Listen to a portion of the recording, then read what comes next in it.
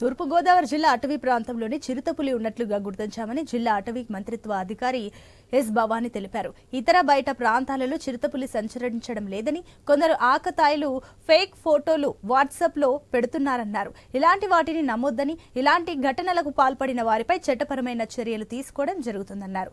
స్థానిక నామవరం గ్రామం C black 11వ వీధిలో అధికారులు వచ్చి విచారించడం జరిగిందని డిఎఫ్ఓ భవానీ తెలిపారు.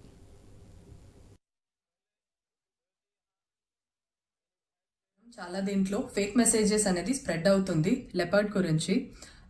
ఏదో ఒక ఇంజురీ అయిన ఒక పర్సన్ ఫోటో పెట్టుకుని దానికి ఇర్రిలవెంట్ మెసేజ్, సంబంధం లేకుండా మెసేజ్ అనేది కింద లెపర్డ్ కనెక్ట్ చేసి పెడుతున్నారు. It's a complete fake news. Public దీన్ని చూసి భయపడాల్సిన అవసరం లేదు. రెసిడెన్షియల్ ఏరియాలో పబ్లిక్ అందరు కూడా వాళ్ళ ఇల్లు ముందు లైట్స్ పెట్టుకోండి. డార్క్ గా ఏ ఏరియాని కూడా ఉంటే ఒంటరిగా వెళ్ళకండి. ఇలాంటి ప్రికాషన్స్ మాత్రం తీసుకోండి. ఫేక్ మెసేజెస్ చూసి భయపడాల్సిన అవసరం లేదు.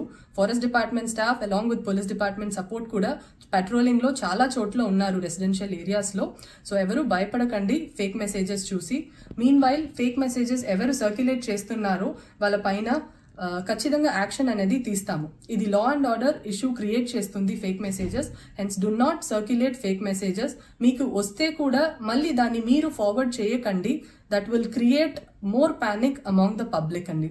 Kindly cooperate with the forest department till we capture the leopard and the residential ఏరియాని ప్రొటెక్ట్ చేయడానికి. Thank you. రాజమహేంద్ర